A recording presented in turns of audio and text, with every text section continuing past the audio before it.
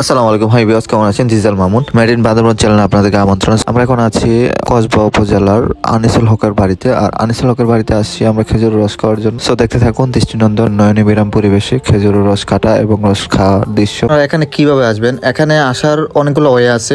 এর মধ্যে হচ্ছে ট্রেন বাই রোডে আসতে পারেন, ব্রাহ্মণবাড়িয়া জেলা শহর থেকে খুবই সহজে আসতে পারেন কসবাতে ট্রেনে করে, বা ভোর সকালে অনেকগুলো ট্রেন আসে কসবার দিকে। তো এইভাবে আপনারা আসতে পারেন। আর আসার আগে আমি আপনাদেরকে গাছির নাম্বার দিয়ে রাখবো, ওই নাম্বারে যোগাযোগ করে অর্ডার করে আপনারা খুবই সহজে আসতে পারেন। যাতায়াতের খুবই সুব্যবস্থা আছে এখানে।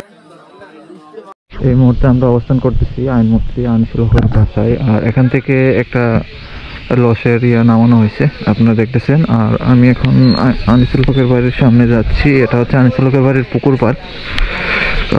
দেন এই পুকুর পাড়ে আশেপাশে অনেকগুলো খেজুর গাছ আছে, একটা, দুইটা, তিনটা, চারটা, পাঁচটা ইত্যাদি। আর বাড়িঘরের অবস্থা দেখেন কি অবস্থা, ভেঙে খান খান করে দিয়েছে। এখানে একটা খেজুর গাছ আছে, এখানে একটা খেজুর গাছ আছে।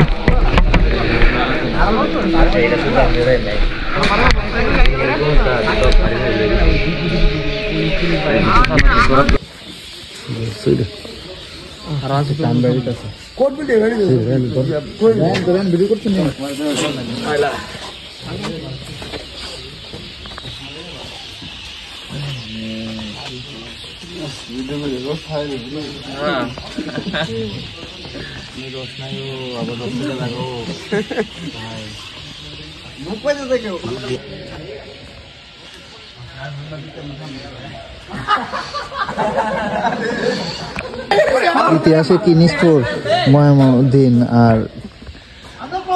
আর এখানে এসে লস খাবো, এটা হয় আল্লাহর নিয়তি। আমরা এখন আছি আনিসুল হকের বাড়িতে, আর ওইখানে রস খাওয়ার জন্য আসছি। আর এটা হচ্ছে পুকুর পাড়। পুকুর পাড়ে আসে আশেপাশে অনেকগুলা খেজুরের গাছ আছে। দেন খেজুর রস কাটা হয়, এটা তো কাটা হয়েছে একটা। এই যে খেজুর গাছ মাত্র রসটাই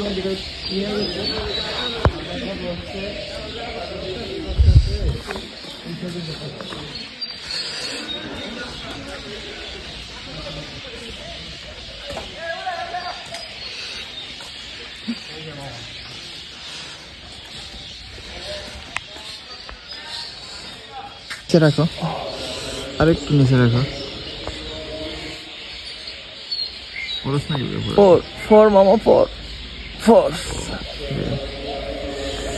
আমরা আছি খেজুর রস খাওয়ার জন্য আনিসুল হকের বাসায়। আর আমাদের রিয়াদুল সাহেব রস সংগ্রহ করতেছে দৌড়ে রেখে। মা গো, আচ্ছা খুলে ফেলি। পর মামা এই পড়ছে, এই তো রস সংগ্রহ করতেছি আমরা। এগুলো কিছু না,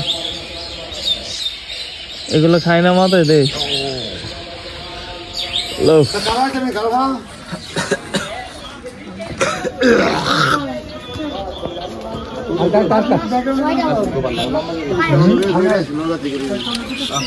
টাকা 20 টাকা থাকলে যাও তো ওদের।